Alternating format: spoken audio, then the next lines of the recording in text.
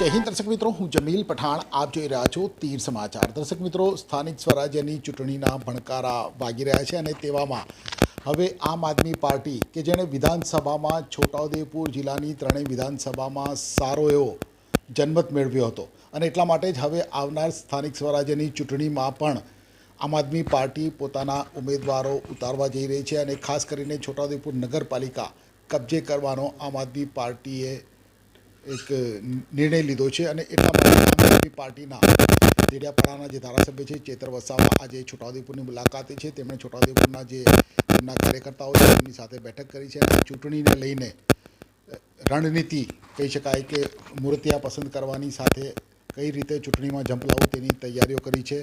તેમની સાથે જ વાત કરીશું। ચેતરભાઈ, આગામી સ્થાનિક સ્વરાજ્યની ચૂંટણીને લઈને આમ આદમી પાર્ટી હવે તૈયારીઓ શરૂ કરી છે। છોટાઉદેપુરમાં કેવી તૈયારીઓ? અહીંયા ઘણા સમયથી એટલે કે 2 વર્ષથી જે ગ્રામ પંચાયતો છે એમાં તલાટીઓને વહીવટદાર તરીકે નિમ્યા છે અને વહીવટો કરી રહ્યા છે ત્યારે ખૂબ મોટા પ્રશ્નો ઉપસ્થિત થયા છે ભ્રષ્ટાચારને લઈને। ત્યારે ગ્રામ પંચાયતોની ચૂંટણી આવે, સારા ઉમેદવારો લડે અને જીતે એ પ્રકારના અમારો પ્રયાસો છે।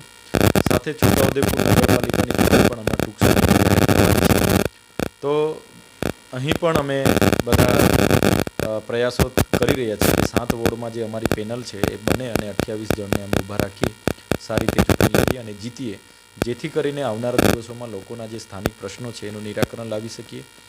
એટલા માટે આજે અમે બેઠક કરી છે અને બધા જ પદાધિકારીઓ અને સાથીઓ સાથે ચર્ચા થઈ છે અને મને પૂરો વિશ્વાસ છે કે છોટાઉદેપુરની જનતાના પ્રશ્નોના નિરાકરણ માટે અમે અગ્રેસર રહીને કામ કરીશું અને આ લોકસભા જે નગરપાલિકાની ચૂંટણી છે એ સારી રીતે લડી અને અમારા સાથીઓ જીતીને આવે એવા અમને પૂરી વિશ્વાસ અને અપેક્ષા છે।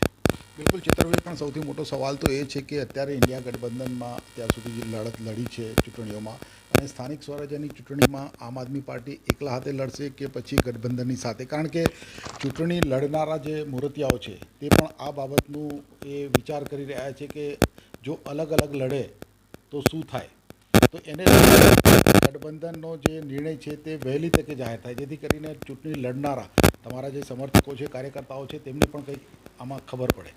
બિલકુલ તમારી વાત સાથે હું સહમત છું, એ હોવું જોઈએ, પણ અમુક નીતિ નિયમો પાર્ટીના હોય છે, પાર્ટીનું બંધારણ હોય છે, તો ઉપલા લેવલથી નક્કી થશે કે ગઠબંધનમાં લડવું છે તો ગઠબંધનમાં લડીશું અને ગઠબંધન અગર નથી થતું તો સ્વતંત્ર લડવાનું થશે તો સ્વતંત્ર લડવા માટેની પણ તૈયારીઓ છે।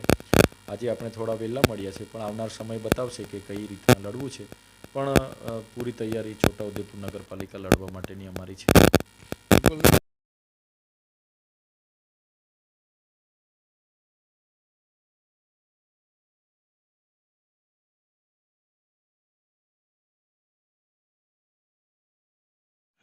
છોટાઉદેપુર સહિત રાજ્ય, દેશ અને દુનિયાના સમાચાર જોવા માટે સબસ્ક્રાઈબ કરો તીર સમાચાર અને બેલ આઇકોન જરૂર દબાવો।